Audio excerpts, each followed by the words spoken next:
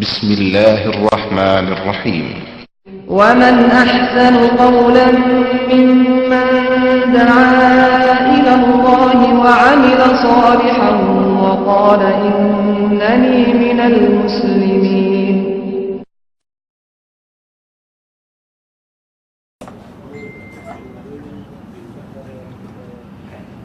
إن الحمد لله نحمده ونستعينه ونستغفره ونعوذ بالله من شرور أنفسنا ومن سيئات أعمالنا. من يهده الله فلا مضل له ومن يضلل فلا هادي له وأشهد أن لا إله إلا الله وحده لا شريك له وأشهد أن محمدا عبده ورسوله. أما بعد فإن خير الحديث كتاب الله وخير الهدي هدي محمد صلى الله عليه وسلم وشر الأمور محدثاتها وكل محدثة بدعة وكل بدعة ضلالة وكل ضلالة في النار. رب اشرح لي صدري ويسر لي أمري واحلل عقدة من لساني يفقهوا قولي. رب أعوذ بك من همزات الشياطين وأعوذ بك رب أن يحضرون. اعوذ باللہ السمیع العلیم من الشیطان الرجیم ولا یملک الذین یدعون من دونه الشفاعة الا من شاہد بالحق وهم یعلمون ولئن سألتهم من خلقهم ليقولن الله فأنى يؤفكون وقيله يا رب إن هؤلاء قوم لا يؤمنون فاصفح عنهم وقل سلام فسوف يعلمون. سورۃ الزخرف کی یہ آخری چند آیات ہیں جو کہ میں نے ابھی آپ کے سامنے پڑھی ہیں. ان آیات میں اللہ رب العزت نے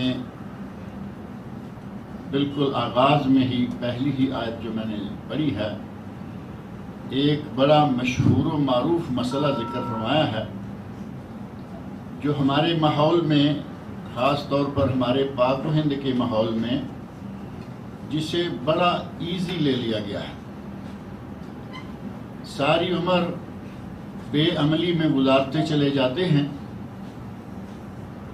قرآن و سنت میں کیا آیا، نبی اکرم صلی اللہ علیہ وسلم نے کیا فرمایا، شریعت کا ہم سے کیا مطالبہ ہے، ہمیں کس لائن پہ رہنا چاہیے، ان ساری باتوں کو چھوڑ کر اپنی من مانی کیے چلے جائیں گے اور دل میں ایک نقطہ بٹھایا ہوا ہے کہ ہمیں کوئی پرواہ نہیں، ہم نبی کے ماننے والے ہیں صلی اللہ علیہ وسلم اور آپ سفارش کریں گے، ہماری شفاعت کریں گے، ہم جنت میں چلے جائیں گے.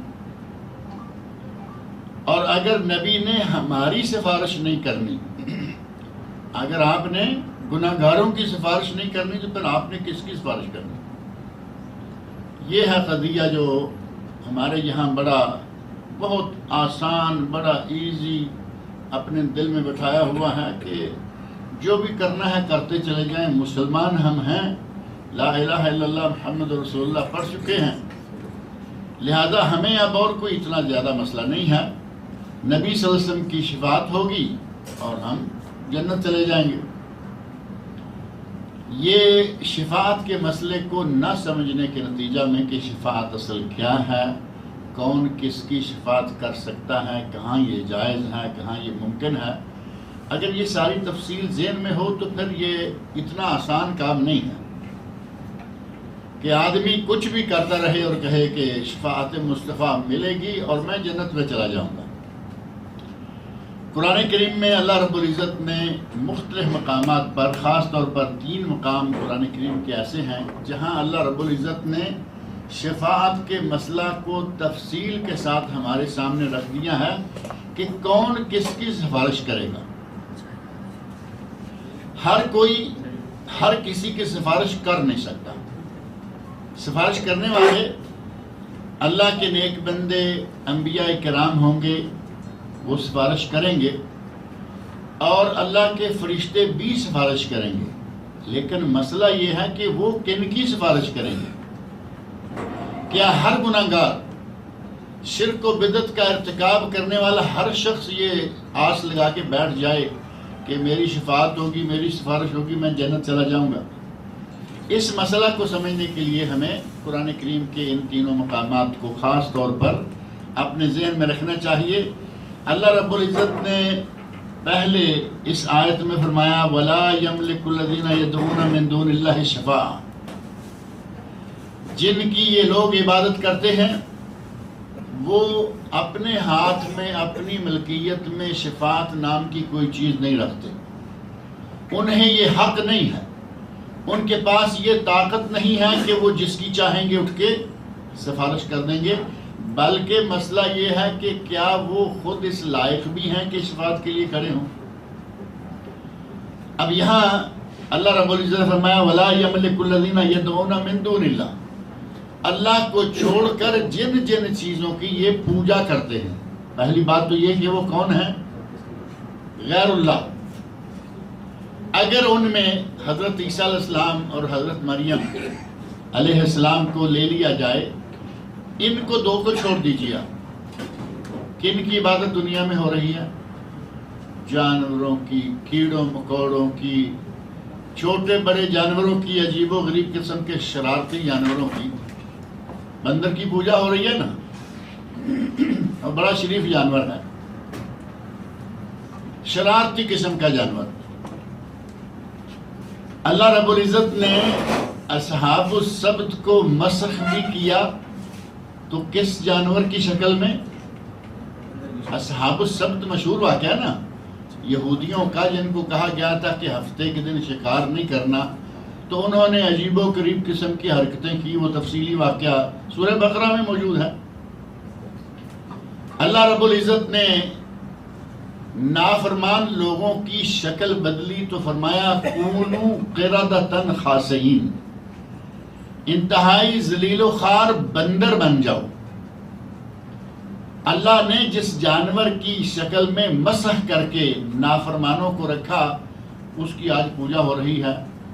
بندر کی پوجا ہو رہی ہے، اور انتہائی زہریلا جانور ہے ناگ، کاٹ کھائے تو بچنا ممکن نہ رہے، اس کی پوجا ہو رہی ہے.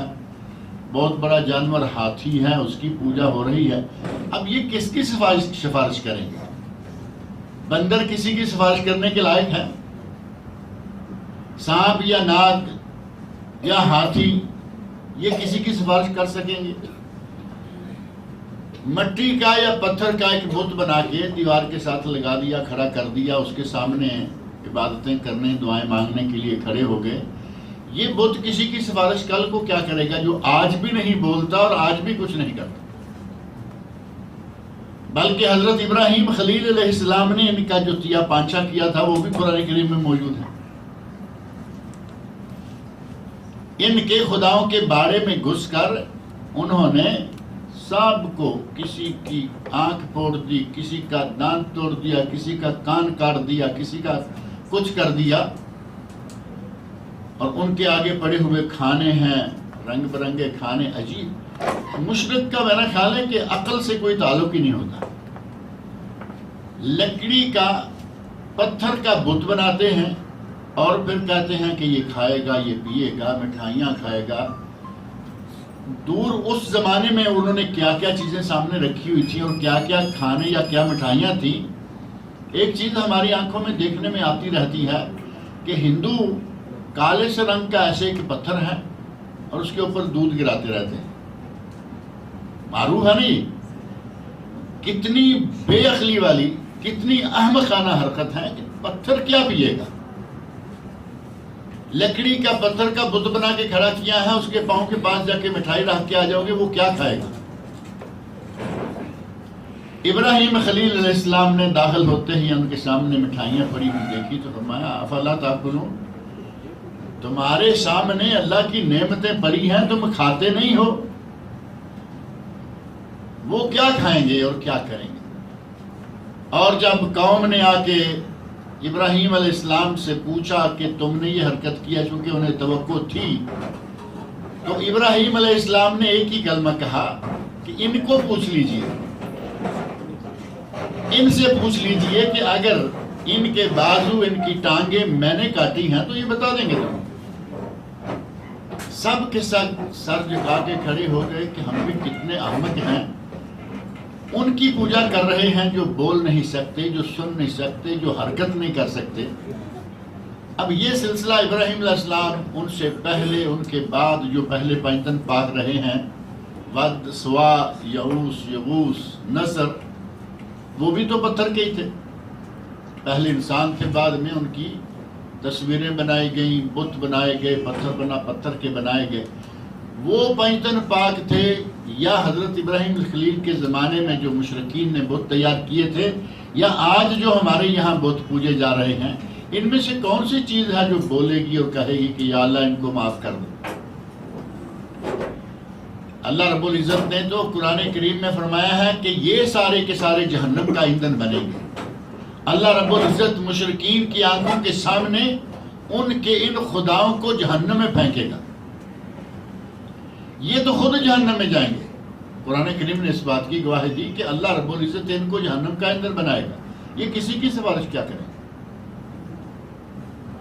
اللہ رب العزت نے ارشاد فرمایا وَلَا يَمْلِكُ الَّذِينَ يَدْعُونَ مِن دُونِهِ شَفَاعَةً، جن کی اللہ کے سوا یہ عبادت کرتے ہیں ان کے پاس شفاعت کا، سفارش کا کوئی حق ہی نہیں ہے۔ اب ان کی سفارش کے آسرے پہ اگر کوئی بیٹھا رہے اور کوئی عبادت نہ کرے، دینی خدمات سر انجام نہ دے، تو وہ بھی تو اسی طرح کا احمق ہے جس طرح کا یہ پہلے احمق آ رہے۔ شفاعت کا، سفارش کا حق اگر اللہ رب العزت نے کسی کو دیا ہے تو اس کے بارے میں فرمایا الا من شاہد بالحق، سفارش کون کرے گا، اور دوسرے معنی میں سفارش کس کی جائے گی، دونوں چیزیں علماء تفسیر نے یہاں سے لی ہے۔ الا من شاہد بالحق، سفارش وہ کرے گا جس نے حق کی گواہی دی، جس نے کلمہ حق کی گواہی دی وہ سفارش کرے گا، اور وہ کون ہے؟ جو لا الہ الا اللہ محمد رسول اللہ صحیح معنوں میں اور علم و بصیرت کے ساتھ پڑے ہوئے ہیں۔ لا الہ الا اللہ تو سارے پڑے ہوئے ہیں نا، یہ جو بتوں کی پوجا کر رہے ہیں لا الہ بہت پڑھتے ہیں، پڑھتے ہی رہتے ہیں، اور عموماً آپ دیکھیں گے کہ یہ لوگ عام اہل توحید سے بھی تسبیح زیادہ یہ پھیرتے ہیں۔ آپ اندازہ کر کے دیکھ لینا، کہنے کو جو بھی ہے وہ قبول ہوگی نہیں ہوگی وہ اللہ تعالیٰ کے ہاں، لیکن آپ کو اہل توحید اتنے تسبیح پھیرتے نظر نہیں آئیں گے یا تسبیح کرتے نظر نہیں آئیں گے جتنے یہ ہیں۔ لیکن علم و بصیرت کے ساتھ لا الہ الا اللہ اگر کسی نے ایک مرتبہ بھی پڑھ لیا ہے تو اس کی ایک حیثیت ہے، اور علم و بصیرت کے ساتھ لا الہ الا اللہ پڑھنا کیا ہوگا؟ زبان سے اقرار کرے، دل سے اس کی تصدیق کرے، اور عمل سے اس کا اظہار کرے۔ اور یہ مشہور ہے الاقرار باللسان، اقرار باللسان، زبان کے ساتھ اقرار کرے، وہ تصدیق بالجنان، دل کے ساتھ تصدیق کرے کہ جو میں نے پڑھا ہے میرا اس پر ایمان ہے، وہ عمل بالارکان، اور اپنے اعضائے جسم کے ساتھ عمل کرے۔ نماز ہے اعضائے جسم کے ساتھ ادا ہوتی ہے نا، یہ ہے علم و بصیرت کے ساتھ شہادت حق دینا۔ اگر کوئی حق کی باقاعدہ شہادت دیتا ہے اور علم و بصیرت کے ساتھ دیتا ہے تو وہ سفارش کا حق رکھے گا، اسے اللہ سفارش کی اجازت دے گا۔ اور دوسرے معنی میں صرف وہ لوگ اس کے اہل ہوں گے جو شہادت حق دے چکے ہوں گے۔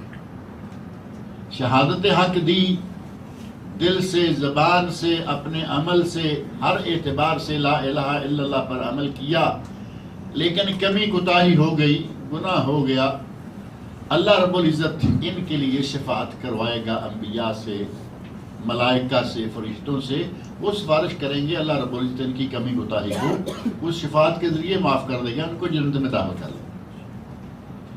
تو یہاں اس آیت میں اللہ رب العزت نے شفاعت کے سلسلہ میں فرمایا وَلَا يَمْلِكُ الَّذِينَ يَدْعُونَ مِن دُونِهِ شَفَاعَةً، جن کو یہ پکارتے ہیں ان کے پاس شفاعت کا کوئی حق نہیں ہے، ان کے ہاتھ میں شفاعت نام کی کوئی چیز نہیں ہے، الا من شاہد بالحق، یہ اس کے پاس ہے جو حق کی شہادت دے، یا یہ سفارش اس کے لیے ہے جو حق کی شہادت دے، وہم یعلمون، اور بر بنائے علم حق کی شفاعت دے، حق کی شہادت علم کی بنیاد پر ہو۔ یہ بھی نہیں ہے کہ لا الہ الا اللہ پڑھتے جا رہا ہے، اسے یہ معلوم ہی نہیں ہے کہ لا الہ کا معنی کیا ہے۔ اور ویسے ہمارے یہاں مسلمانوں میں سے آپ بے شمار مسلمانوں کو پائیں گے کہ لا الہ الا اللہ محمد رسول اللہ پڑھے ہوئے ہیں، ان سے پوچھو اس کا معنی کیا ہے، یہ معلوم نہیں۔ اللہ رب العزت فرمایا وَهُمْ يَعْلَمُونَ، انہیں اس کا علم ہے کہ شہادت حق کیا ہے، اور ہمارے یہاں اس کا علم نہیں ہوتا۔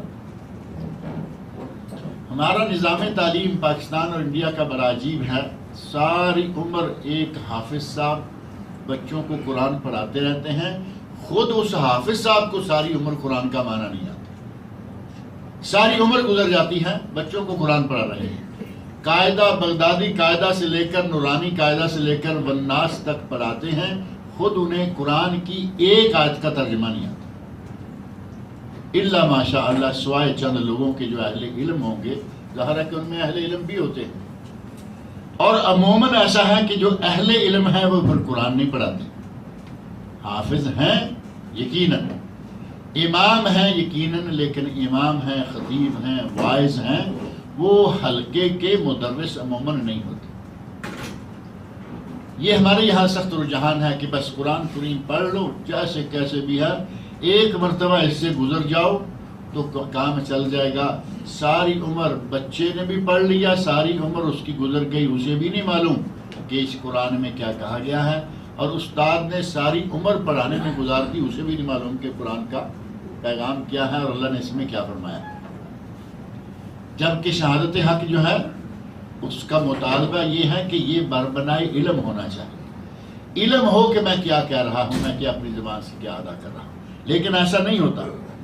اور اسی سفارش کا معنی جو ہے قرآن کریم میں ہمارے یہاں مشہور آیت الکرسی ہے، سورۃ البقرہ کی آیت نمبر 255۔ آپ اس آیت 255 کو کبھی کھول کے دیکھیں، وہاں بھی اللہ رب العزت نے یہ بات ذکر فرمائی، من ذا الذی یشفع عندہ الا باذنہ، اللہ کے حکم کے سوا کسی کو اجازت نہیں ہوگی کہ کوئی بھی اٹھے اور سفارش کر دے۔ دعویٰ الگ بات ہے، ہمارے یہاں دعویٰ تو ہوتا ہے نا بڑا، دعویٰ تو ہمارے یہاں بڑے زور شور سے کیا جاتا ہے، کہتے ہیں جی آپ بس ہمارا سلسلہ جاری رکھیے، کھانے پینے کا نذرانہ جاری رکھیے، تمہاری سفارش ہم کریں گے، تمہیں ہم پار لگا دیں گے۔ انہیں چونکہ اپنے نذرانے سے غرض ہے، آگے کیا ہونے والا ہے وہ اس سے الگ ہے، ان کو فیس دیتے رہیے ماہانہ سالانہ جو بھی آپ نے طے کر رکھی ہے، کہتے ہیں جی ہم پر سفارش کریں گے، آپ کو پار لگا دیں۔ اللہ رب العزت نے فرمایا من ذا الذی یشفع عندہ الا باذنہ، کون ہے من، کون ہے جو اللہ کے حکم کے بغیر، نبی کو جرأت نہیں، فرشتے کو جرأت نہیں، اور یہ بدعمل قسم کا انسان، انتہائی مشرک بے دین قسم کا بندہ بیٹھا ہوا کہتا ہے تمہیں ہم پار لگائیں گے، تمہاری سفارش ہم کریں گے، جنت ہم دلائیں گے۔ جنت ایسے جیسے اپنی خالہ کا گھر ہے، وہاں چھوڑ کے آ جائیں گے۔ عجیب انداز اختیار کیا ہوا ہمارے یہاں پیر پارٹی نے، اور پیر بھی بڑے عجیب و غریب قسم کے ہوتے ہیں۔ ایک مان لیا کہ نیک پارسا قسم کا آدمی ہے، مان لیتے ہیں کہ اس کو پیر کہتے ہوئے اچھا بھی لگتا ہے کہ بھائی پیر صاحب ہیں،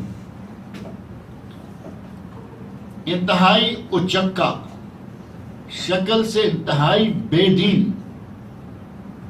آپ اس کو دیکھ کر اگر کہیں ادھر ادھر دیکھ لیں، اب لوگ اس کے پاؤں چوم رہے ہیں، ہاتھ چوم رہے ہیں، وہاں تو لگے گا کہ یہی پیر ہوگا۔ آپ کہیں ادھر دیکھ لیں، وہ پیر تو بڑی دور کی بات ہے، وہ مسلمان بھی نہیں لگے گا۔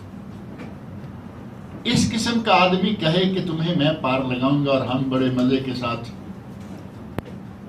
آپ آج کل مختلف ویڈیو کلپ دیکھتے ہوں گے، پہلے بہت ساری باتیں ہمیں نظر نہیں آتی تھی، ہم نے یہاں بیان کی، لوگوں نے کہا جھوٹ بولتے ہیں۔ یہ بڑا سلسلہ کافی دیر چلتا رہا۔ علماء توحید نے اسٹیج سے بیان کیا کہ یہ لوگوں کے پاؤں چومتے ہیں، یہ لوگوں کے سامنے سجدہ کرتے ہیں، یہ کرتے ہیں، وہ کرتے ہیں، یہ ایسے کرتے ہیں، وہابی ہیں۔ ان لوگوں کو یہ کہا کہ ایک دم کلین بورڈ دے، یہ وہابی ہیں، یہ وہابی ہیں، ان کی عادت ہے یہ ایسی باتیں۔ آج کل تو آپ کو دیکھنے میں آسانی ہے نہیں، کلپ آ جاتا ہے کہ یہ پیر صاحب بیٹھے ہیں۔ پچھلے دنوں میں ایک کلپ دیکھ رہا تھا، پیر صاحب کرسی پہ بیٹھے ہوئے ہیں، کافی بڑی حویلی ہے، گراسی خوبصورت قسم کا گھاس نیچے لگا ہوا ہے، چاروں طرف پودے ہیں، حویلی بڑی ساری، پیر صاحب کرسی پر براجمان ہیں۔ یقین مانیں لوگ لائن بنا کے آ رہے ہیں، کوئی ہاتھ کو بوسہ دے رہا ہے، کوئی سر کو، گھٹنے کو، اور کچھ وہ وہاں آ کے سجدہ کر دیتے ہیں۔ پہلے اوپر کے حصے تک تو مان لیا، کسی نے سر کا بوسہ لے لیا، ہاتھ کو بوسہ، کندھے کو بوسہ مان لیا، حد یہ ہے کہ اس کے سامنے آ کے سجدہ کر رہے ہیں۔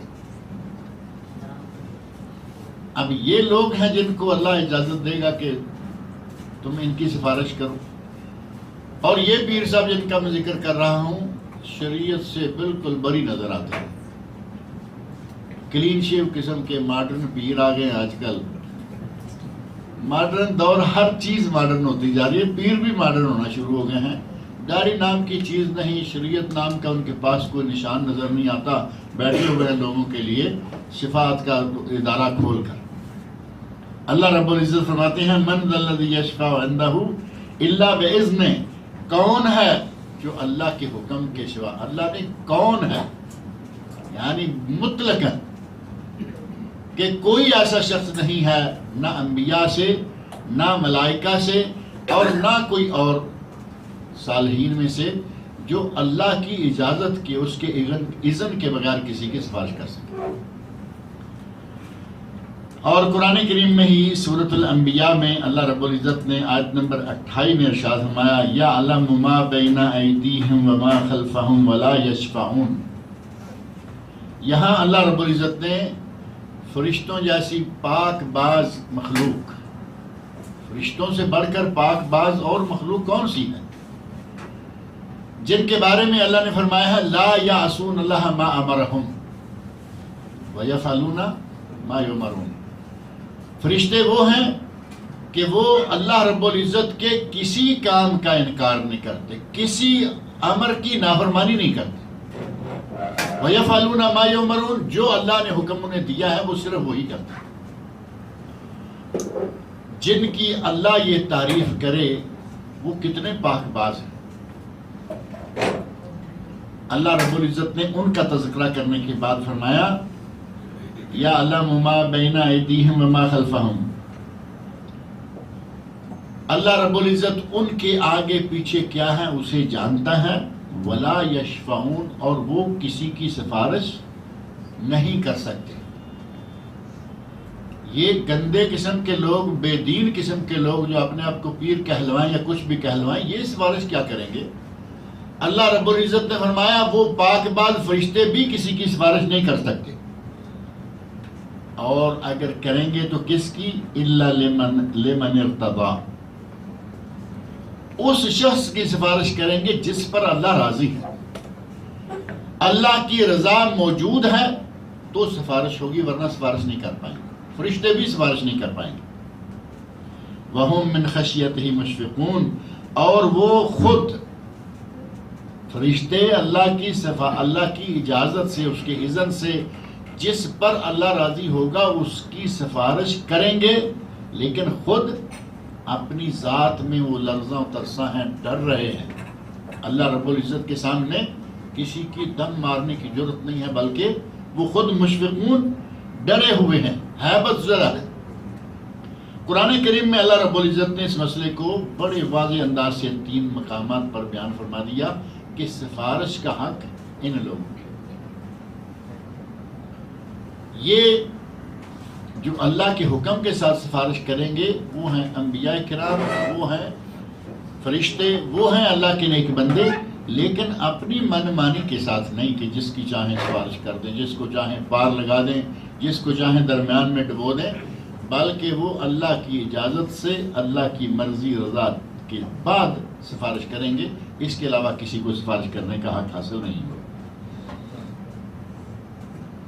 وَلَئِن سَأَلْتَهُم مَّنْ خَلَقَهُم، اگر آپ ان سے پوچھیں کہ انہیں پیدا کس نے کیا ہے، مشرکین کا ذکر کیا اللہ رب العزت نے، اور فرمایا کہ ان کے جن کی یہ عبادت کر رہے ہیں ان کے پاس شفاعت کا کوئی حق نہیں، اور اللہ رب العزت نے ساتھ ہی فرما دیا وَلَئِن سَأَلْتَهُم مَّنْ خَلَقَهُم، اے میرے نبی اگر آپ ان سے پوچھیں کہ انہیں پیدا کس نے کیا ہے، انہیں بنایا کس نے ہے۔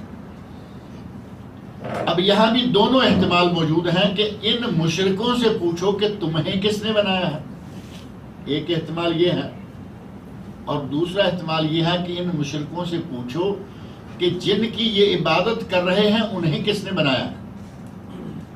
اب سانپ بچھو یہ اور وہ ہاتھی بندر جتنے بھی چیزوں کی عبادت کی جا رہی ہے ان کا خالق کون ہے؟ اللہ تعالیٰ۔ کسی بڑے سے بڑے مشرک سے بھی کہا جائے کہ تیرے اس معبود کو کس نے بنایا ہے تو وہ مجبور ہے، یہ بات کہنے پر مجبور ہے کہ اسے اللہ ہی نے بنایا، یہ تو نہیں کہہ سکتا نا کہ میں نے بنایا، سوائے اس کے کہ پتھر کا بت تراش کے سامنے رکھے اور کہے اسے میں نے بنایا ہے، تو جسے اپنے ہاتھوں سے بناؤ اسی کی عبادت کرو، اس سے بڑی بیوقوفی پر اور کیا ہوگی؟ جسے ایک آدمی اپنے ہاتھ سے تراشے، اپنے ہاتھ سے تیار کرے اور پھر اسی کی عبادت کے لیے لگ جائے، یہ تو بہت ہی احمقانہ حرکت ہے۔ اللہ نے فرمایا اے میرے نبی ان سے پوچھو وَلَئِن سَأَلْتَهُم مَّنْ خَلَقَهُم، اگر آپ ان سے پوچھیں گے کہ تمہیں کس نے پیدا کیا، یا اگر آپ ان سے پوچھیں گے کہ تمہارے ان باطل معبودوں کو کس نے پیدا کیا، کس نے بنایا، لَيَقُولُنَّ اللَّهُ، تو یہ یقیناً کہیں گے کہ انہیں اللہ ہی نے بنایا۔ اگرچہ وہ مشرک ہیں، اگرچہ وہ اللہ کے ساتھ دوسروں کو عبادت میں شریک کرتے ہیں، لیکن جہاں تک توحید ربوبیت کا معاملہ ہے اس میں مشرک بھی یہ بات ماننے پر مجبور ہے کہ اس دنیا کو بنانے والا اللہ، اس دنیا کو چلانے والا اللہ، اس دنیا میں جو بھی جاندار ہے اس کو رزق دینے والا اللہ، اس بات کو مشرک بھی مانتے ہیں۔ اللہ رب العزت نے قرآن کریم میں یہ بات واضح فرما دی کہ اگر آپ مشرکوں سے بھی پوچھیں گے کہ یہ تمہیں کس نے بنایا، تمہارے معبودوں کو کس نے بنایا، ان کو روزی کون دے رہا ہے، ان کو پال کون رہا ہے، تو یہ کہیں گے کہ یہ سارا کام اللہ تعالیٰ کے ہے۔ اور یقیناً یہ ایسی چیز ہے کہ جس سے نہ کبھی پہلے کسی نے انکار کیا، نہ آج ہی کوئی انکار کر سکتا۔ لیکن آج کچھ لوگ پیدا ہو گئے ہیں، ہمارے ہندوستان کے لوگ، پاکستان کے لوگ بڑی طاقت والے ہیں۔ آج تک کے مشرکین کے بارے میں تو یہی رہا کہ یہ ہر کام کہیں گے اللہ ہی کرتا ہے، کام اللہ کرتا ہے۔ مشرکین مکہ بھی کہہ رہے ہیں زمین و آسمان بنائی اللہ نے، زمین و آسمان کی تمام مخلوقات بنائی اللہ نے، اور زمین و آسمان کا نظام چلا رہا ہے اللہ۔ پہلے مشرکین میں اور عرب کے مشرکین میں یہی بات آ رہی ہے، لیکن ہمارے یہاں پاک و ہند میں کافی زور کے ساتھ اللہ کے ہیلپر پیدا کر دیے گئے ہیں، بلکہ بعض مواقع پر تو پتہ چلتا ہے کہ جیسے اللہ نعوذ باللہ بیکار پڑا ہے۔ آپ ان کا سسٹم وہ سارا پڑھ کے غور سے دیکھیں، کہیں گے جی اتنے ابدال ہیں وہ یہ کرتے ہیں، اتنے کتب ہیں وہ یہ کرتے ہیں، اور کتب ابدال کے کھاتے میں نظام کائنات کو چلانا رکھا ہوا ہے کہ وہ اس نظام کائنات کو، اب کائنات کو بنانے والے کا کیا کام بچا پیچھے؟ وہ تو گویا کائنات تیار کر کے ان کے ہاتھ میں دیکھے وہ بیٹھ گیا فارغ ہو۔ اور یہ ان عربوں میں نہیں ہے، یہ نظریہ عربوں میں نہیں ہے، یہ نظریہ ہماری اب جب بھی سنیں گے یا پاکستان یا انڈیا یا بنگلہ دیش، بر صغیر سب کانٹیننٹ کے لوگوں میں یہ چیز موجود ہے کہ انہوں نے یہ سلسلہ بھی شروع کر دیا، ورنہ یہی آ رہا تھا کہ مشرکین مکہ، جن کا خاص طور پر مشرکین میں سب سے پہلا نمبر آتا، بڑے مشرکین، ان مشرکین سے بھی اللہ نے کہا کہ پوچھ کے دیکھو میرے نبی، یہ بھی کہیں گے کہ دنیا کو بنایا اللہ نے، دنیا کو چلاتا اللہ ہے، انسان کو بنایا اللہ نے، انسان کو کھلاتا اللہ ہے. یہ بات مشرکین بھی مانتے آ رہے ہیں، لیکن ہمارے یہاں یہ پارٹی بھی شروع ہو گئی ہے کہ یہاں یہ ہو رہا ہے، فلاں فلاں کی ذمہ داری یہ ہے. یہ سارے اللہ کے نظام کو چلا رہے ہیں اور اللہ نعوذ باللہ فارغ بیٹھا ہوا ہے. وَلَا إِن سَأَلْتَهُم مَّن خَلَقَهُم، اگر آپ یہ پوچھیں کہ انہیں کس نے پیدا کیا. انہیں سے مراد میں نے بتایا دو چیزیں، عبادت کرنے والے، معبودان باطلہ کی عبادت کرنے والے سے پوچھو کہ انہیں کس نے بنایا، یا جن کی یہ عبادت کر رہے ہیں ان کے بارے میں پوچھو کہ انہیں کس نے بنایا. دونوں شکلوں میں لَيَقُولُنَّ اللَّهُ، دونوں شکلوں میں یہ کہیں گے کہ اللہ نے. ان کو اللہ رب العزت نے تخلیق فرمایا ہے. فَأَنَّا يُؤْفَكُونَ، جب اللہ نے ان کو بنایا ہے تو پھر یہ الٹے پاؤں کہاں چلتے کر رہے ہیں. اور اس موضوع کو بھی قرآن کریم میں اللہ رب العزت نے کئی مقامات پر ذکر کیا ہے کہ مشرکین یہ بات مانتے آ رہے ہیں کہ اس کائنات کو بنانے چلانے والا اللہ ہے. سورۃ الانبیاء میں ہی اللہ رب العزت نے ارشاد فرمایا ہے،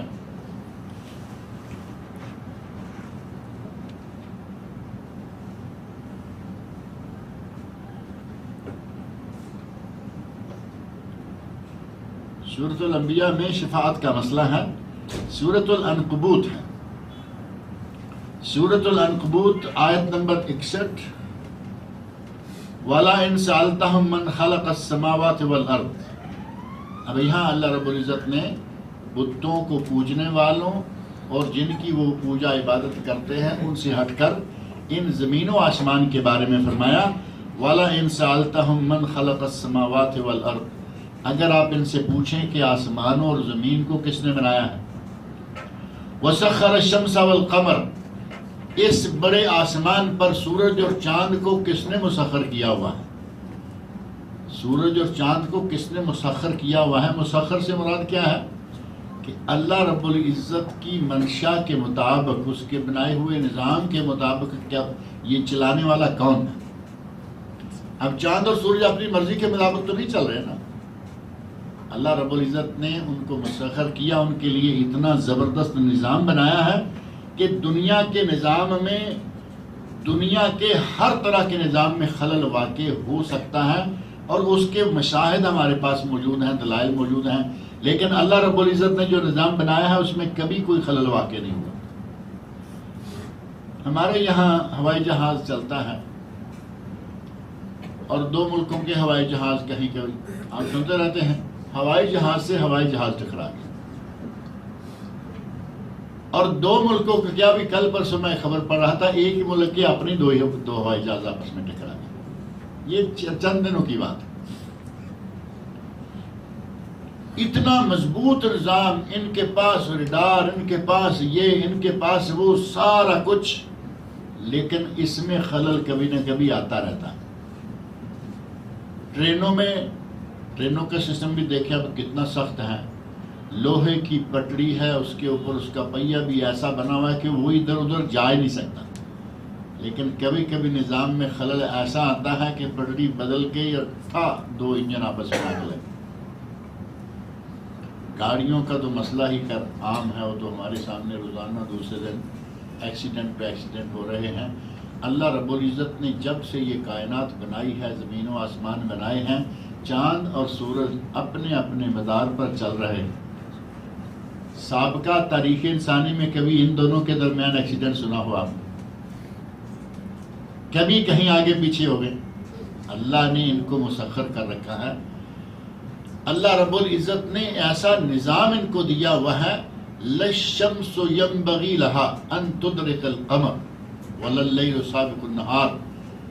اللہ نے فرمایا، عالم سورہ یاسین میں یہ الفاظ ہیں، اللہ نے فرمایا لَلشَّمْسُ يَنبَغِي، سورج کو یہ لائق نہیں ہے، سورج کو یہ لائق نہیں ہے، کہیں کلیش کی نوبت آنے ہی نہیں. لَلشَّمْسُ يَنبَغِي لَهَا، سورج کو یہ لائق نہیں ہے کہ وہ چاند کے مدار پہ آ جائے، اور رات کو یہ لائق نہیں ہے کہ وہ دن کی جگہ پہ آ جائے.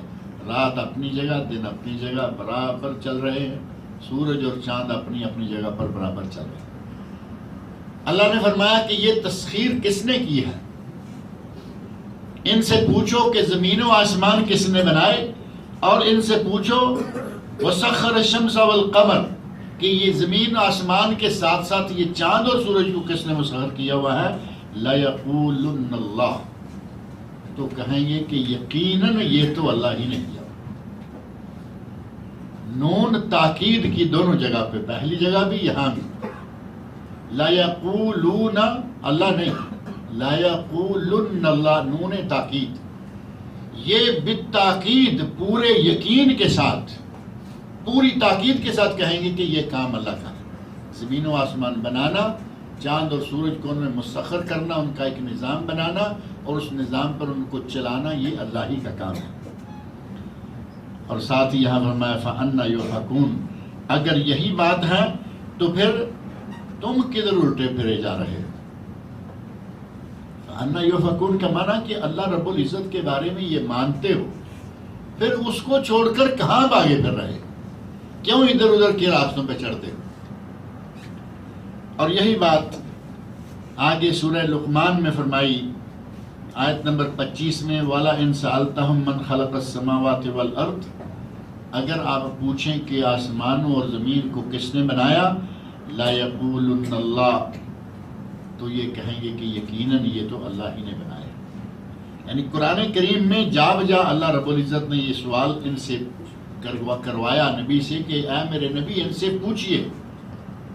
پوچھئے کہ اس کائنات کو بنانے والا کون ہے؟ یہ یقیناً یہی کہیں گے کہ یہ کام صرف اللہ ہی کا ہے، اللہ کے علاوہ یہ کام دوسرا کوئی نہیں کر سکتا۔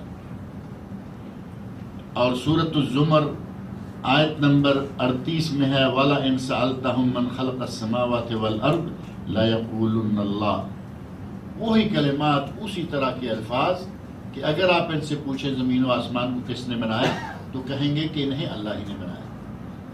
گویا کہ توحید ربوبیت، توحید کی 3 قسمیں معروف ہیں، توحید ربوبیت، توحید الوہیت اور توحید الاسماء و صفات۔ مشرکین مکہ توحید ربوبیت میں پکے تھے کہ زمین و آسمان کو اللہ نے بنایا، زمین و آسمان کو اللہ چلا رہا ہے، اس میں جو کائنات ہے وہ اللہ نے بنائی، ان کو اللہ ہی پال رہا ہے۔ یہ سارا سلسلہ وہ اس بات میں پکے تھے، اور اللہ رب العزت ان کے بارے میں بار بار ذکر کرنا، سَيَقُولُونَ اللَّهُ، لَيَقُولُنَّ اللَّهُ، کہیں گے کہ انہیں اللہ ہی نے بنایا ہے۔ لیکن ہمارے یہاں جیسا میں نے عرض کیا کہ ہمارے یہاں کچھ ایسے آگے ہیں، بہت ساری چیزوں کو وہ ادھر ادھر بنانے۔ ہمارے گجرات میں ایک پارٹی ہے، ایک گجرات آپ کے ہے نا، احمد کاٹھیا واڑ گجرات، احمد آباد، اور ایک ہمارے پنجاب میں بھی گجرات ہے پاکستان میں۔ وہاں ایک سرکار ہیں، سرکاروں کا ذکر آ جاتا ہے ایسے مواقع پر۔ ایک سرکار ہیں شاہ دولہ ولی، ان کا نام ہے شاہ دولہ ولی۔ ان کے مزار پر کہتے ہیں کہ ایک مخلوق جنم لیتی ہے، اس کا سر چھوٹا سا ہوتا ہے، سر چھوٹا، عقل سے آری، کپڑے بیچاروں کے اسی طرح کی، جب عقل ہی نہیں ہے تو کپڑے کیا رکھیں گے۔ ان کو کہا کہ یہ شاہ دولہ ولی کے بنائے ہوئے ہیں۔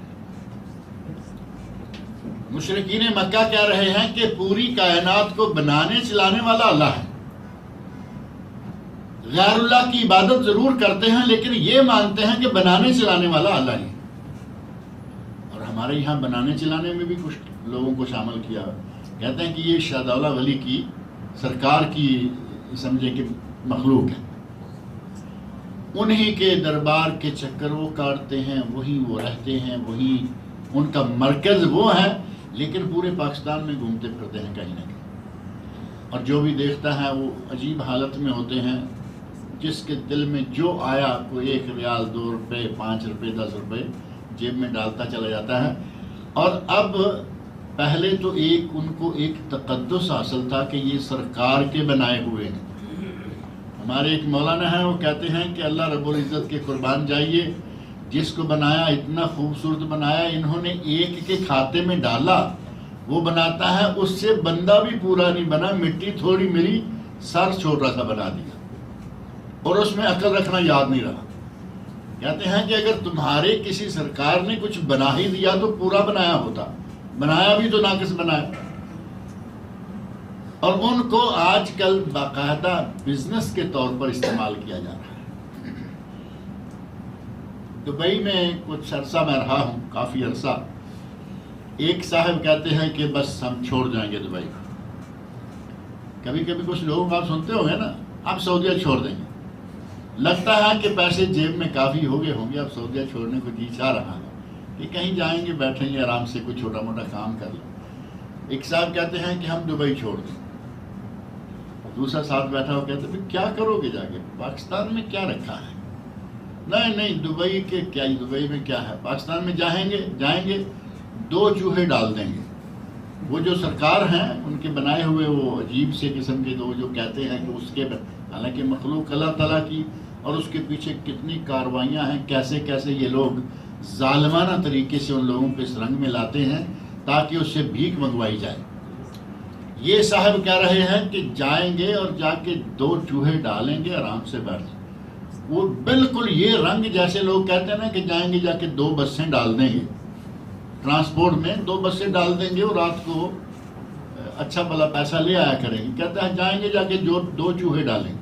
وہ کہتے ہیں 2 چوہے کیسے ڈالو گے؟ ان کو چوہا کہتے ہیں، شاہ دولہ ولی کا چوہا۔ کہتا ہے کہ آج کل وہ باقاعدہ کرائے پر ملتے ہیں، ٹھیکے پر ملتے ہیں۔ سرکار کے جو مسئولین ہیں ان کے پاس جائے اور انہیں کہیں کہ ہمیں 2 چوہے چاہیے، وہ آپ سے طے کر لیں گے کہ ہمیں 1 مہینے یا 1 سال میں تم کیا دو گے، اور پھر وہ جو کچھ کمائیں گے وہ تمہارا، اور سرکار اپنا حصہ جو ہے وہ لے لیں گے۔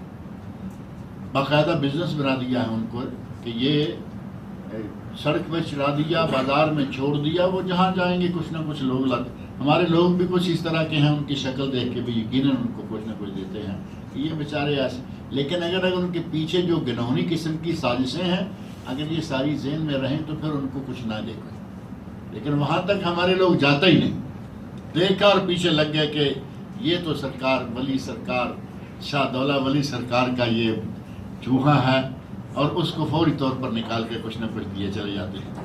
اللہ رب العزت نے ارشاد فرمایا کہ اگر یہ ساری کائنات بنانے والا اللہ ہے، اس ساری کائنات کو چلانے والا اللہ ہے، فَأَنَّا يُؤْفَكُونَ، تو پھر تم کہاں الٹے منہ چلتے پھر رہے؟ وَقِيلِهِ يَا رَبِّ إِنَّ هَؤُلَاءِ قَوْمٌ لَا يُؤْمِنُونَ، اور پہلے آیت گزری ہے وَعِندَهُ عِلْمُ السَّاعَةِ، اللہ کے پاس ہی قیامت کا علم ہے، اللہ کے سوا کسی کو قیامت کا معلوم نہیں ہے کہ کب آنے والی ہے۔ اور اسی طرح فرمایا کہ اللہ اپنے نبی کے قول کو، جو اس کا نبی کہا کرتا تھا یہ قول، یہ ارشاد، یا رب ان ہؤلاء قوم لا یؤمنون، اے میرے رب یہ قوم، یہ لوگ وہ ہیں کہ یہ ایمان نہیں لائیں گے۔ حضرت نوح علیہ السلام نے ایک طویل عرصہ 950 برس تک واز کی، تبلیغ کی، اور بالآخر کہا کہ یا رب دعوت قومی لیلا و نہارا فلم یزدہم دعائی الا فرارا، میں نے ان کو شب و روز، دن کو رات کو پکارا، لیکن میری پکار نے ان کو کوئی فائدہ نہیں دیا بلکہ یہ مجھ سے دور بھاگے۔ اب پھر کیا تھا؟ کہا کہ اے میرے رب ان میں سے کوئی ایمان لانے والا نہیں ہے، ان میں سے کسی کو دنیا میں باقی مت چھوڑ۔ رب لا تذر علی الارض من الکافرین دیار، اے اللہ ان کافروں کا روئے زمین پر ایک گھر بھی نہیں بچنا چاہیے، اور وہ ہو گیا۔ نبی اکرم صلی اللہ علیہ وسلم جن لوگوں کے بارے میں یہ یقین رکھتے تھے کہ اب یہ ایمان لانے والے نہیں ہیں، اللہ رب العزت نے فرمایا کہ ہمیں معلوم ہے کہ ہمارا نبی یہ جو کہتا ہے کہ یہ قوم ایمان لانے والے نہیں ہیں وہ کون ہے۔ اور یہ بھی کہا گیا کہ یہاں وقیل ہی میں واو جو ہے یہ قسمیہ ہے، اللہ کہہ رہا ہے کہ میں قسم کھاتا ہوں کہ میرا نبی جن کے بارے میں یہ کہہ رہا ہے کہ یہ ایمان نہیں لائیں گے، ہم ان کے مقابلے میں اپنے نبی کی مدد ضرور کریں گے۔ یہ دونوں معنی اہل علم نے اس کے بیان کیے ہیں. اور فرمایا فاصفح عنہم، اے میرے نبی یہ ایمان لائیں یا نہ لائیں تمہیں پریشان ہونے کی کوئی ضرورت نہیں ہے. یہ بات قرآن کریم میں جا بجا مختلف انداز سے لست علیہم بمسیطر، تو ان پر داروغہ نہیں ہے، اور بعض جگہ کہا کہ اے میرے نبی آپ اپنے آپ کو ہلاک کیوں کر رہے ہیں، ایمان لاتے ہیں لائیں، نہیں لاتے ہیں نہ لائیں، آپ اپنے آپ کو اس سلسلہ میں ہلاک نہ کریں. یہاں فرمایا فاصفح عنہم، اے میرے نبی آپ ان سے درگزر کیجئے. اور اس کا دوسرا ترجمہ یہ کیا گیا ہے کہ اے میرے نبی آپ ان سے منہ پھیر لیجئے، درگزر کیجئے، یعنی ان کا پیچھا آپ چھوڑ دیجئے. جتنی وعظ جتنی تبلیغ آپ نے کرنی تھی آپ نے حق ادا کر دیا، اب ان کو چھوڑیں. اور کہیں کہیں تو اللہ رب العزت نے فرمایا ذرہم، اے میرے نبی ان کو دفع کیجئے، آپ نے اپنا حق ادا کر دیا، اب ان کو دفع کریں، میں ان کو دیکھوں گا کہ ان کے ساتھ کیا کرنا ہے. اسی طرح کے انداز سے فرمایا فاصفح عنہم، اے میرے نبی آپ ان سے منہ پھیر لیجئے یا ان سے درگزر کیجئے. وقل سلام، اور انہیں سلام کر دیجئے.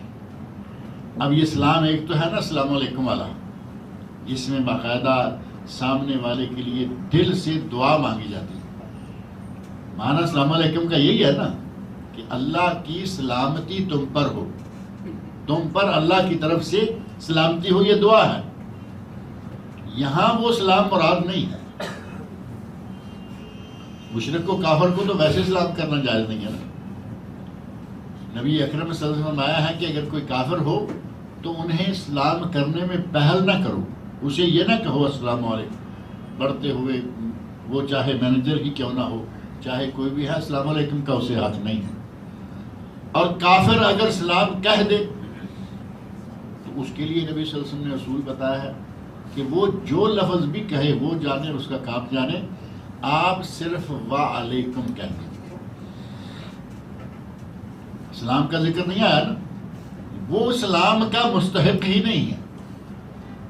آپ اس کو سلام کہنے میں آغاز نہ کریں، پہل نہ کریں. اگر وہ سلام کہیں تو کہیں وعلیکم. اور اس میں اصل میں جو چیز پوشیدہ ہے وہ ام المومنین حضرت عائشہ رضی اللہ عنہا کا واقعہ ہے. مشرکین خاص طور پر یہودی لوگ آتے اور اندر ہی اندر سے، چونکہ وہ تو نبی کو سلام کرنے والے نہیں ہیں، نبی کو کہیں کہ اللہ کی تم پر سلامتی ہو، وہ تو یہ دل سے چاہتے نہیں، وہ تو کوششیں کر رہے ہیں کہ اس کو کسی نہ کسی طرح مار دیا جائے. مشرکین مکہ نے، یہودیوں نے، نصارہ نے 36 کے قریب ایسی کوششیں کی. ہر کوشش میں ان کا یہ پروگرام ہے کہ اس نبی کو قتل کر دیا جائے. اللہ رب العزت نے واللہ یعصمک من الناس قرآن کریم میں فرمایا کہ اے میرے نبی تمہیں لوگوں سے اللہ بچائے گا، اور اللہ نے الحمدللہ بچا کے رکھا. 23 برس مشرکین مکہ، 23 برس یہود، 23 برس نصارہ، سارے لوگوں کے وسط میں آپ رہے، گھر میں چھپ کر بیٹھے نہیں، باڈی گارڈ کبھی ساتھ نہیں رہا، اور دروازے پر سیکورٹی کا کوئی نظام نہیں تھا. 23 برس تک اللہ رب العزت نے حفاظت میں رکھا. دشمن بڑے سخت ہیں، پروگرام بڑے بناتے رہے، ادھر بیٹھے پروگرام، ادھر بیٹھے سازش، ادھر بیٹھے پلاننگ، کسی طرح اس کو مار دیں. لیکن اللہ رب العزت فرمایا واللہ یعصمک من الناس، اے میرے نبی تجھے تیرا رب لوگوں سے بچائے گا، اور اللہ نے بچائے رکھا.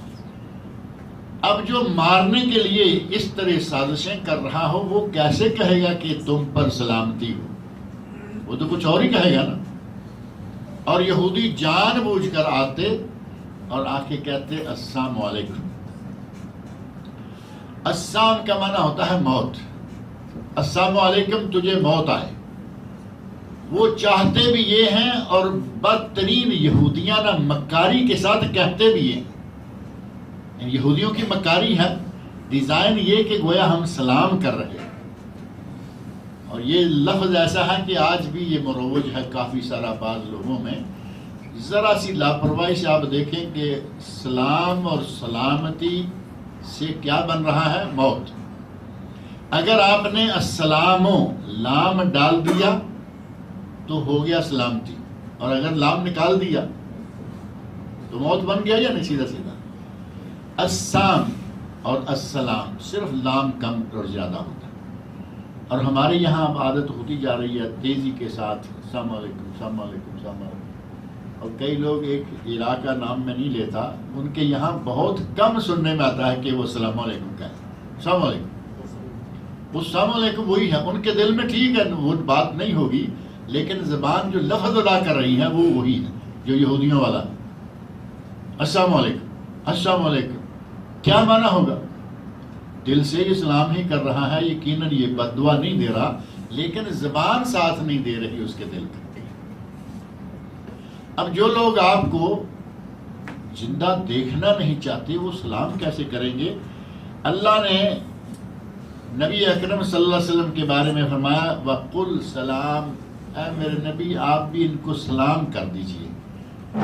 نبی صلی اللہ علیہ وسلم نے اسی کے تحت پھر آداب ہمیں یہ بتائے کہ تم انہیں السلام علیکم کرنے میں پہل نہ کرو، وہ جو کچھ بھی کہیں گے آپ کہہ دو وعلیکم. یہودی آ رہے ہیں نبی صلی اللہ علیہ وسلم کے پاس، آئے کہتے ہیں السلام علیکم، آپ کہتے ہیں وعلیکم، اور بیٹھ گئے. ام المومنین حضرت عائشہ رضی اللہ عنہا نے سنا، دل ہی دل میں کڑنے لگی کہ ان بدبختوں نے آگے ہمارے نبی کے بارے میں یہ لفظ کہاں ہے. سن لیا غور کے ساتھ. عرب تھیں اور ان کو ترجمہ کرنے، سننے، پوچھنے کی ضرورت نہیں تھی. جیسے ہی وہ اٹھ کر نکلے فوراً نبی صلی اللہ علیہ وسلم کے پاس، یا رسول اللہ انہوں نے آپ کو اتنی بد دعا دی اور آپ نے کیا کی؟ تو آپ نے فرمایا عائشہ تم نے سنا نہیں ہم نے کیا کیا؟ انہوں نے کہا السلام علیکم، ہم نے کہا وعلیکم. ہم نے کہا تمہیں موت آئے، ہم نے کہا تمہیں ہی آئے. یہ ترجمہ ہے اس کا. انہوں نے کہا تھا کہ تمہیں موت آئے، ہم نے کہا نہیں تمہیں آئے. ہماری سنی جائے گی، ان کی سنی نہیں جائے گی. نقصان میں کون ہے؟ وہی، کیونکہ نبی کی بات تو اللہ سنتا ہے اور ان کی کہاں سنی جائے گی نبی کے خلاف. نبی کے خلاف بد دعائیں اگر مشرکوں کی سنی جاتی آپ ان کی بد دعاؤں سے مر جاتے، لیکن نبی کے خلاف کسی کی بد دعا سنی نہیں جا سکتی. فرمایا کہ ہماری تو سنی جائے گی، ان کی سنی بھی نہیں جا سکتی. اور انہوں نے جو کہا، ہم نے جو کہا، تم نے اس پہ توجہ نہیں دی. یہاں وہ مراد ہے کہ اے میرے نبی ان سے درگزر کریں، ان سے منہ پھیر لیں. وَقُلْ سلام، اور ان کو سلام کہہ دیں. اور یہ بات جو ہے ان کو سلام کہہ دیں، یہ تذکرہ بھی قرآن کریم میں ایک واقعات میں آیا ہے. ان میں سے ایک جگہ تو یہ ہے سورۃ الزخرف کی، اور دوسرا مقام قرآن کریم میں ہے سورۃ الفرقان. سورۃ الفرقان میں بھی اللہ نے سلام کا ذکر کیا ہے. اور ایک تیسرا مقام ہے سورۃ القصص. سورۃ القصص میں بھی اللہ رب العزت نے یہ ہمیں حکم دیا ہے کہ جب ہم کبھی ایسے لوگوں سے ہمارا آمنا سامنا ہو تو بجائے اس کے کہ بحث مباحثہ مغز ماری جس کو کہتے ہیں، مغز ماری ان کے ساتھ کرنے کی بجائے ان کو سلام کریں، نکل جائیں. اب اگر وہ مسلمان ہیں، جہالت کرنا چاہ رہے ہیں، تو اب ظاہر ہے کہ ہم ان کو سلام جو ہے جان چھڑانے کے لیے سلام کی دو قسمیں سمجھ لیں. ایک ہے سلام ترغیب کی، آدمی خوشی سے سلام کرتا ہے سامنے والے کو، اہلاً و سہلاً و مرحبا، السلام علیکم، ترغیب ہے. ایک ہے سلام متارکہ، یعنی ترک کرنے، جان چھڑانے کی. متارکہ کا معنی ترک کرنا، ایک دوسرے سے الگ ہو جانا. سلام متارکہ یہاں مراد ہے کہ اگر آپ کو ایسے لوگوں سے واسطہ پڑ جائے جو بلا وجہ کھینچے چلے جا رہے ہیں، سلام کرے نکل جائیں. کسی ایسے مقام پر آپ جا رہے ہیں جس مقام پہ آپ کو معلوم ہے کہ یہاں فحش اور غلط قسم کی باتیں ہو رہی ہیں، فوراً وہاں ان لوگوں کو سلام کرے نکل جائیں. اور وہاں بھی سلام سے مراد یہی سلام متارکہ ہے. اللہ رب العزت نے ارشاد فرمایا سورۃ القصص میں آیت نمبر 55، وَإِذَا سَمِعُوا اللَّغْوَ أَعْرَضُوا عَنْهُ، جب وہ لغو باتیں سنتے ہیں تو اس سے اعراض کرتے ہیں. وَقَالُوا لَنَا أَعْمَالُنَا وَلَكُمْ أَعْمَالُكُمْ، تمہارے لیے تمہارے اعمال ہیں، ہمارے لیے ہمارے اعمال ہیں. سلام علیکم، سلام، تمہیں سلام، یعنی وہ سلام نہیں، تمہیں سلام، گویا کہ ہم جا رہے ہیں. لا نبتغی الجاہلین، ہم جاہلین کے ساتھ اپنی مغزماری نہیں کرنا چاہتے. اور یہ لوگ کون ہیں جو یہ الفاظ کہہ رہے ہیں؟ اللہ رب العزت نے ان کے بارے میں فرمایا یہ وہ لوگ ہیں جنہیں پہلے کتاب دی گئی اور اسلام بھی قبول کر لیا. جیسے حضرت عبداللہ بن سلام رضی اللہ عنہ پہلے یہودی تھے، یہودیوں کے بہت بڑے عالم، اسلام قبول کر لیا. حبشہ والے عیسائی تھے، اسلام قبول کر لیا.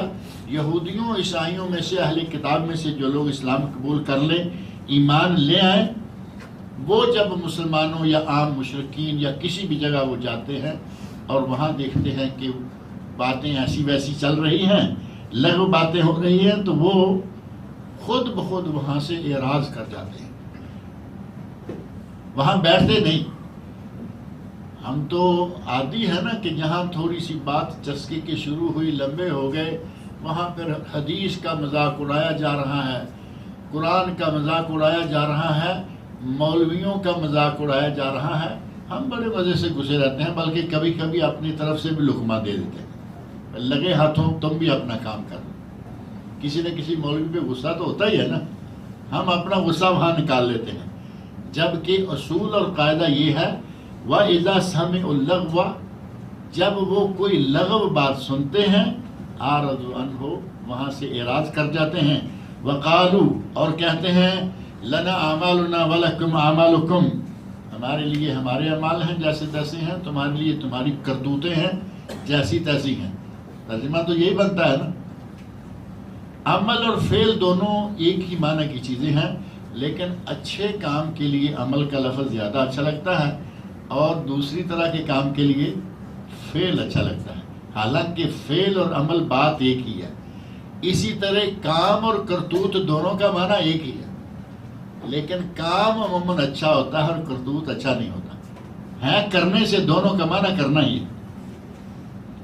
لنا اعمالنا ولکم اعمالکم سلام علیکم لا نبتغی الجاہلین، ہمیں جاہلین کے ساتھ اپنی مغزماری نہیں کرنا، یعنی ہم جاہلین کے ساتھ بیٹھنا اٹھنا نہیں رکھنا چاہتے. اور تیسرا مقام ہے سورۃ الفرقان، اور سورۃ الفرقان میں اللہ رب العزت نے جہاں اس سلام کا ذکر کیا ہے وہاں 12 باتیں ذکر کی ہیں جو نیک اللہ کے پاک باز بندوں کے اعمال اور اخلاق کا حصہ ہیں. 12 باتیں اکٹھی ذکر کر دیں.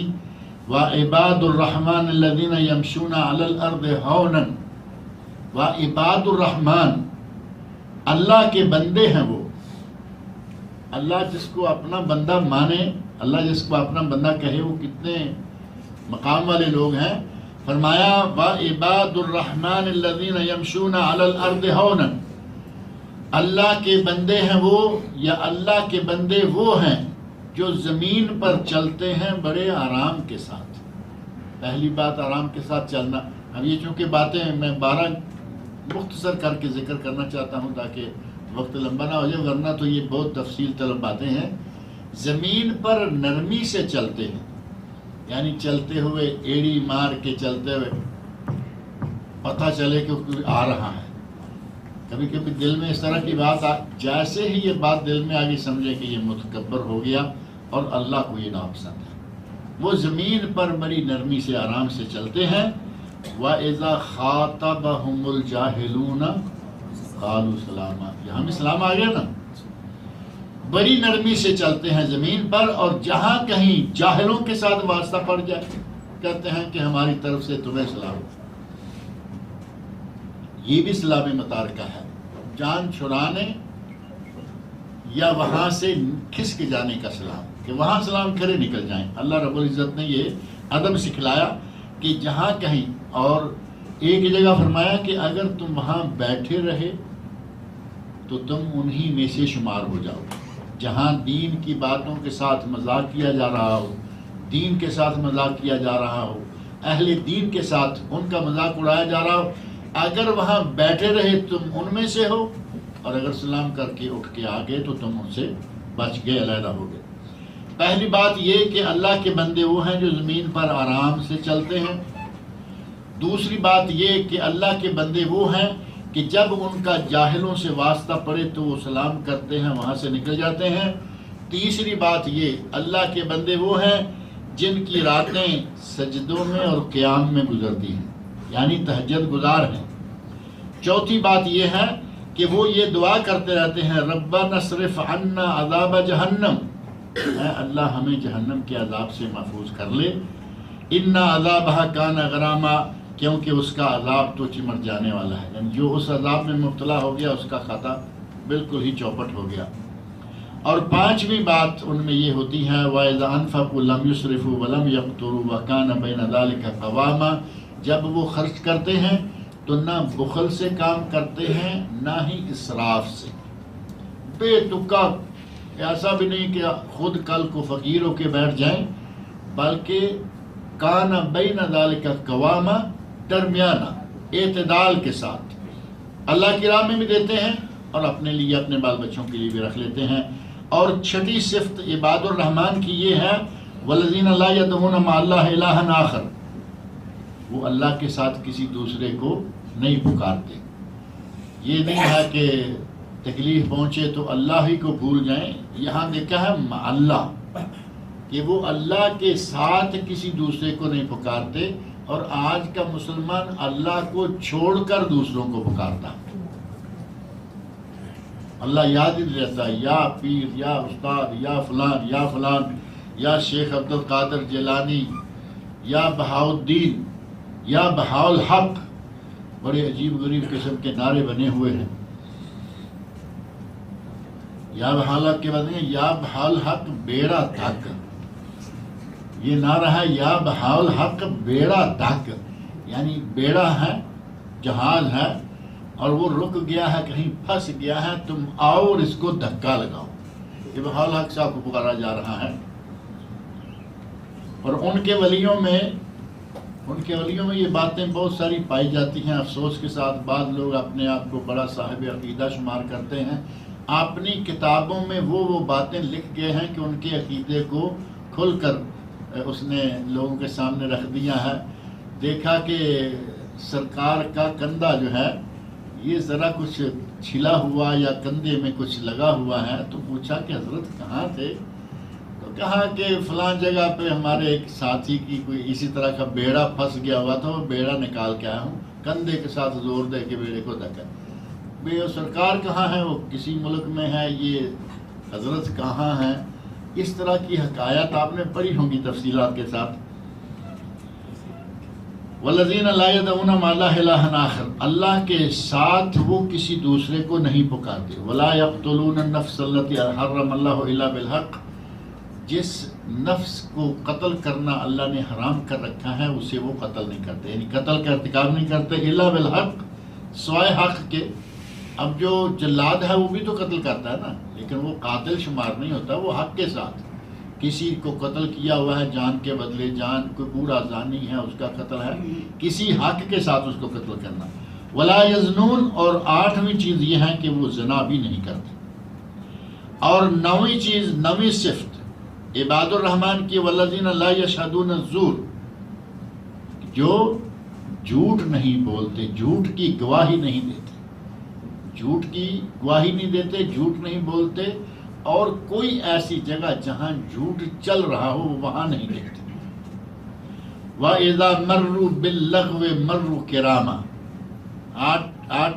دسویں صفت یہ ہے کہ جب وہ کہیں لغو قسم کی مجلس ہے، یعنی فالتو گپے مار رہے ہیں، واہیات باتیں کر رہے ہیں، وہاں سے وہ عزت کے ساتھ گزر جاتے ہیں، وہاں ان میں ملوث نہیں ہوتے کہ چلیے ہم بھی بیٹھ کے چار گپے لگا لیں، بلکہ وہ وہاں سے عزت احترام کے ساتھ نکل جاتے ہیں، شرافت کے ساتھ گزر جاتے ہیں۔ اور 11ویں صفت ہے، والذین اذا ذکروا بآیات ربہم لم یخروا علیہا صما وعمیانا، جب ان کے سامنے اللہ کی آیات ذکر کی جاتی ہیں، انہیں اللہ کی آیات کے ساتھ نصیحت کی جاتی ہے، تو اندھے بہروں کی طرح نہیں گرتے، اندھے بہروں کی طرح نہیں، بلکہ کان لگا کے، دل لگا کے، آنکھیں لگا کے، پورے ہمتن گوش ہو کر اس کو سنتے. یعنی اندھے بہروں کی طرح نہیں ہے کہ جو پڑھا جا رہا ہے پڑھا جاتا رہے.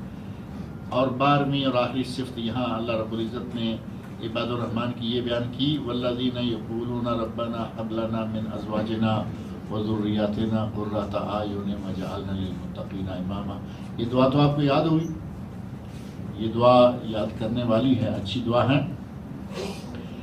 اور وہ لوگ بھی عباد الرحمن ہیں جو یہ دعائیں مانگتے رہتے ہیں، ربنا هب لنا، اے اللہ ہمیں عطا فرما، من ازواجنا ہماری بیویوں سے. اور اگر بیوی نے یہ دعا مانگی تو اے ہمارے رب ہمیں عطا فرما ہمارے شوہروں سے. عورت ہے تو کیونکہ ازواج، زوج کا معنی دونوں کے لیے ہے، بیوی کے لیے بھی شوہر کے لیے بھی. اور ترجموں میں عموماً آپ کو معلوم ہے کہ ہماری بیویوں ہی شمار ہوتا ہے، کیونکہ مردوں کی طرف سے لکھا گیا مردوں کی زیادہ تر عموماً یہی ہوتا ہے، لیکن مراد یہ ہوتا ہے کہ ہماری جوڑی، یعنی مرد ہے تو بیوی، بیوی ہے تو شوہر. اے ہمارے رب ہمیں عطا فرما ہمارے شوہروں سے، ہماری بیویوں سے، وذریاتنا اور ہماری اولادوں سے، بیٹوں اور بیٹیوں سے، قرۃ اعین آنکھوں کی ٹھنڈک. بیٹی سے بھی آنکھوں کی ٹھنڈک حاصل ہوگی. دعا میں تو یہ ہے نا، ذریاتنا ہماری بیٹے بیٹیاں. اور جس کا منہ کالا ہو جائے، پچھلے درس میں یہ بات تھی، بیٹی کی خبر سنے اور منہ کالا ہو جائے، اس کو تو یہ دعا جچتی بھی نہیں نا. اللہ رب العزت نے بیٹی بیٹے ہر قسم کو ذریت قرار دیا اور فرمایا کہ ہمیں ہماری بیویوں شوہروں، ہمارے بیٹوں بیٹیوں سے ہمیں ہماری آنکھوں کو ٹھنڈک عطا فرما. یہ دعائیں مانگتے رہتے ہیں. وَجَعَلْنَا لِلْمُتَّقِينَ إِمَامًا اور ہمیں متقین کا امام بنا. یعنی ہم متقین کے امام ہوں، متقین میں سے ہم بڑے متقی بنے. یہ دعائیں مانگتے رہتے ہیں. یہ 12 چیزیں اللہ رب العزت نے ذکر کی ہے. اگر ممکن ہو تو ان کو گھر میں جا کر آج کل کسی وقت ایک مرتبہ ضرور پڑھ لیں. یہ سورۃ الفرقان قرآن کریم کی 25ویں سورت ہے، اور یہ آیت نمبر 63 سے یہ سلسلہ شروع ہوتا ہے اور سورت کے مکمل ہونے تک 77 تک یہ چلتا ہے. 63 سے 77 تک یہ آیات ہیں جن میں اللہ رب العزت نے اپنے نیک بندوں کے اوصاف ذکر کیے ہیں. اللہ رب العزت سے یہ میری دعا ہے کہ وہ ہمیں قرآن کریم پڑھنے، سننے، سمجھنے اور اس کے احکام پر عمل کرنے کی توفیق عطا فرمائے، اور اللہ رب العزت ہمیں اپنے عباد، اپنے بندوں میں سے بنائے.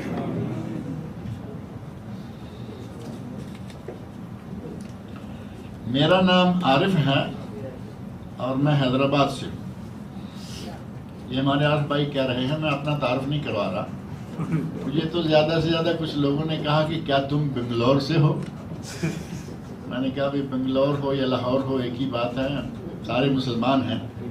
ہمارے عارف بھائی کہتے ہیں کہ ہمارے بڑے بھائی محمد جعفر علی حیدرآباد میں بیمار ہیں 3 ماہ سے، برین ٹیومر. دعا کیجئے کہ اللہ رب العزت انہیں شفائے کاملہ و عاجلہ عطا فرمائے. اور بھی کوئی مریض بیمار ہیں، اللہ رب العزت ان کو بھی شفائے کاملہ عاجلہ عطا فرمائے.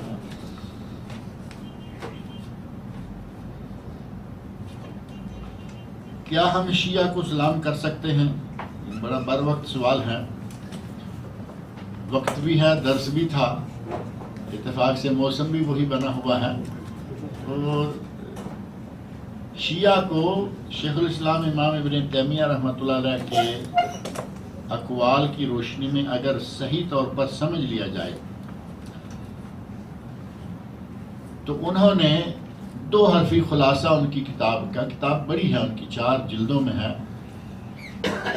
2 حرفی خلاصہ یہ ہے کہ انہوں نے کہا کہ سارے شیعہ کافر نہیں، سارے شیعہ کافر نہیں، اور ساتھ دوسرا جملہ ان کا یہ ہے سارے شیعہ مسلمان نہیں. تو کیا معنی ہوا؟ یہ نہیں کہنا چاہیے کہ شیعہ کافر ہے، اور یہ صحیح نہیں ہے کہ شیعہ مسلمان ہے. اب صحیح کیا نکلا؟ جن لوگوں کے نظریات کافروں والے ہیں وہ کافر ہیں، اور جن کے وہ نظریات نہیں ہیں وہ مسلمان ہیں۔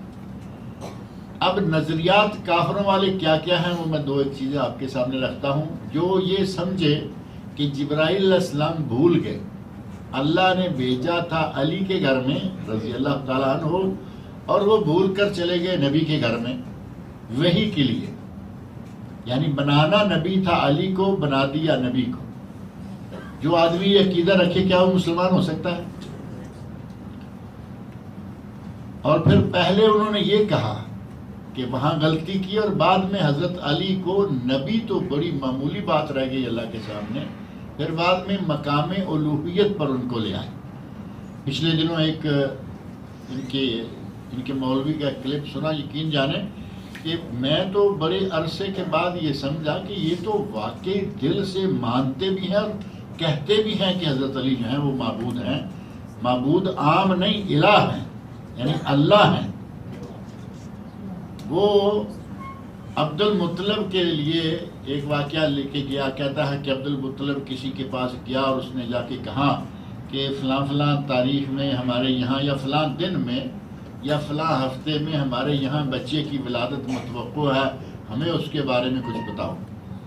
اور اتفاق یہ ہے کہ یہ بدبخت کہنے والا اردو سپیکنگ آدمی ہے، یعنی عربوں میں یہ نہیں، عربوں میں بھی بڑی عجیب و غریب باتیں ہیں، لیکن یہ اردو سپیکنگ ہے، اردو میں تقریر کر رہا ہے۔ کہتا ہے کہ اس پتہ نہیں کیا نام لیا اس کا، کاہن یا کیا ہے، اس کاہن نے، راہب نے ایک کو چیز بنائی، اس کو پھینکا، دوسرا بنایا، ذائچہ ادھر پھینکا، تیسرا ذائچہ ادھر پھینکا، چوکا پنج کرتے کرتے کہتا ہے اس گھڑی میں کوئی انسان پیدا ہی نہیں ہو سکتا، اس گھڑی میں اگر کوئی پیدا ہو سکتا ہے تو وہ رب۔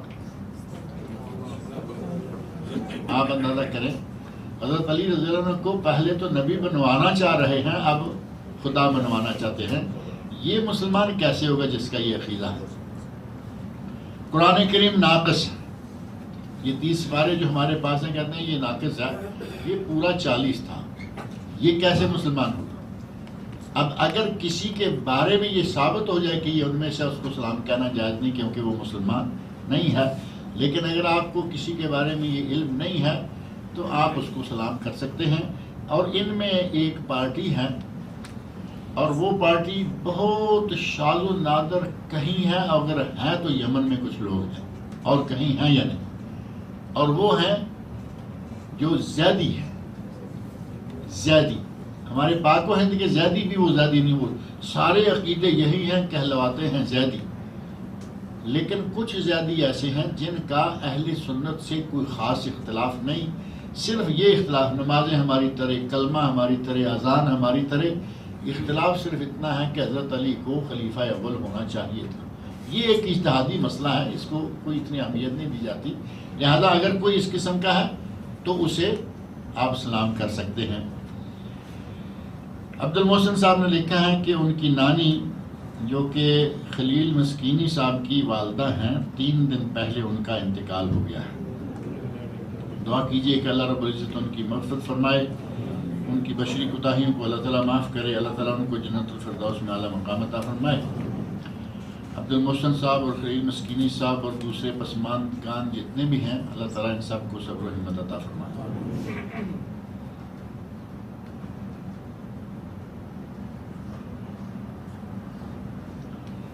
یہ کوئی سوال ہے جس کا مجھے سمجھ نہیں آ رہی، محمد صلی اللہ علیہ وسلم کے چلنے کا طریقہ، یہ پتہ نہیں اب نبی صلی اللہ علیہ وسلم کے چلنے کا طریقہ، چلنے کا ہی ہے نا، نبی اکرم صلی اللہ علیہ وسلم کا چلنے کا طریقہ نہیں بلکہ چلنے کا انداز کیا ہے؟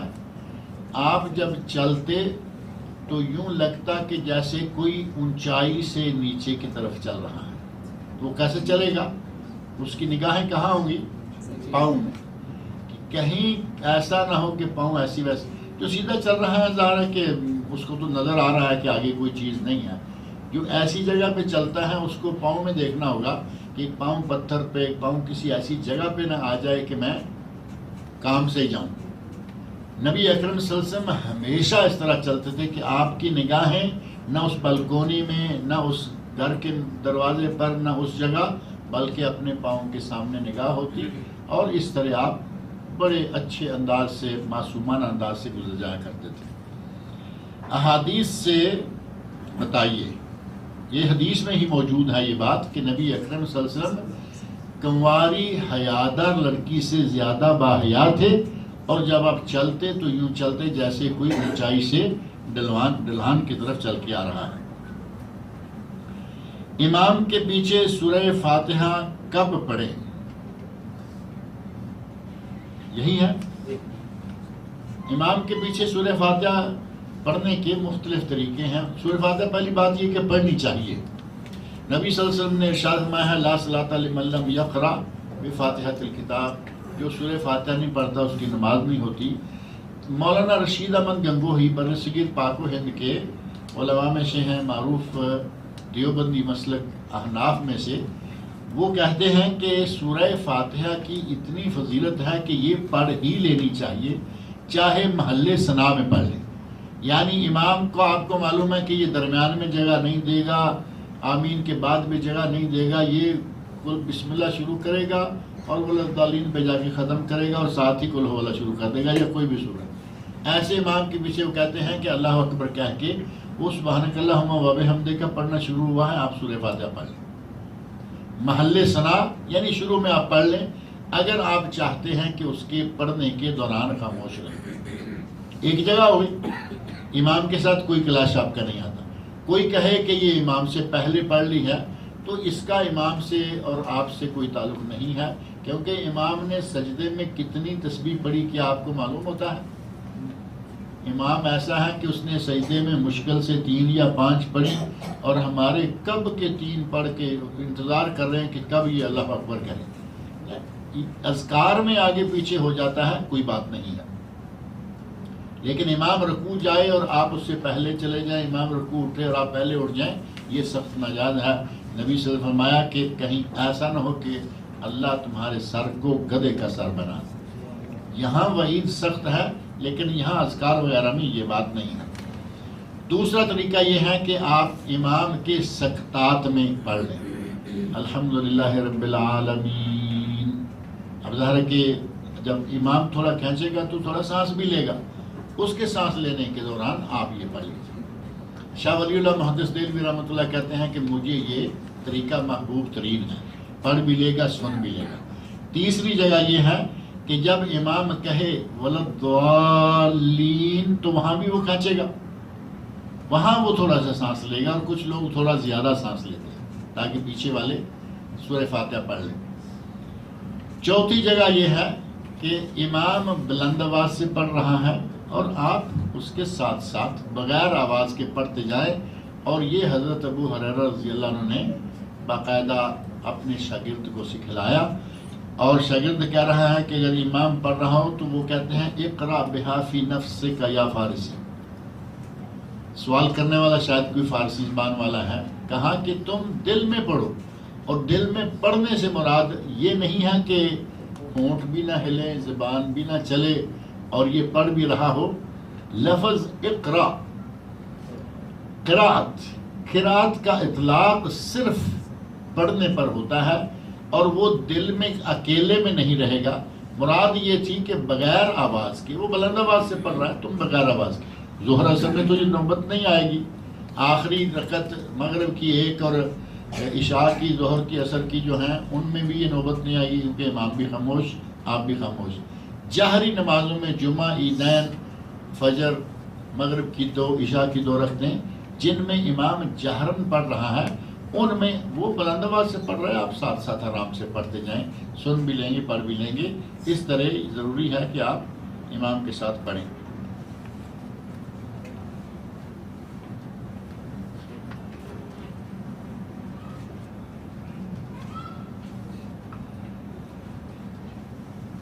قرآن کے اوپر تسبیح یا کوئی دوسری کتاب رکھ سکتے ہیں یا نہیں؟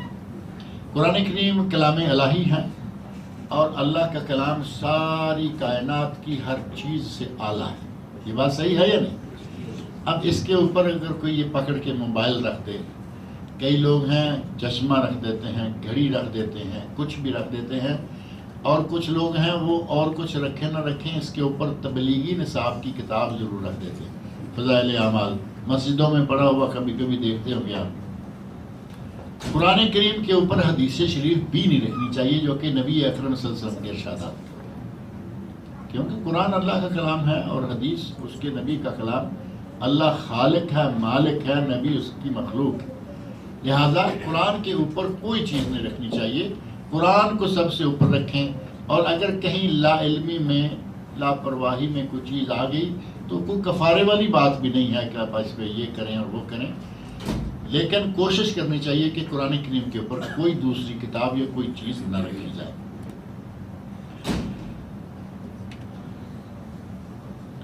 کہتے ہیں کہ ہم کیا کسی بریلوی جماعت کی تفسیر یا کوئی کسی اور جماعت کی تفسیر آپ اپنی ہی پڑھ لیں کافی ہیں، اتنا کیوں لمبا پھیلاتے ہیں اپنے آپ کو؟ آپ کے پاس اتنا وقت ہی کہاں ہے کہ لوگوں کی تفسیریں بھی پڑھیں گے؟ یہ کام مولویوں کا ہے، مولویوں کو کرنے جو فارغ اسی کام کے لیے۔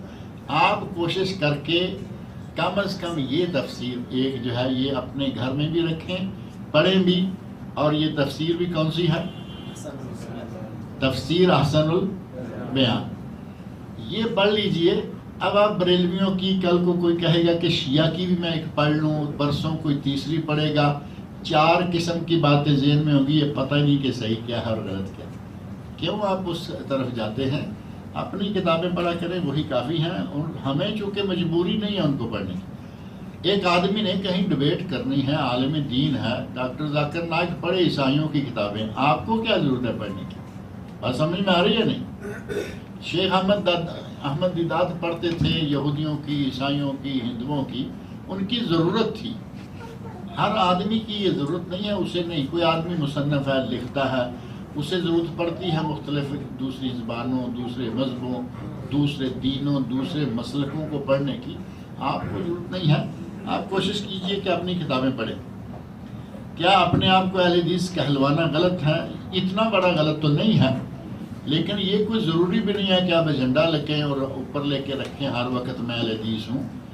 آپ کو میں کئی مرتبہ یہ بات کہہ چکا ہوں کہ آپ کو کچھ کہنے کی ضرورت نہیں ہے، آپ کو لوگ خود کہیں گے کہ آپ کیا ہیں، لہذا آپ کچھ بن کے دکھائیے۔ آپ جس دن صحیح قرآن و سنت کو ماننے والے بن گئے، آپ یقین کے ساتھ لکھ لیجیے آپ کو صرف اہل حدیث نہیں، آپ کو وہابی کہیں گے جو پکے اہل حدیث ہوتے ہیں۔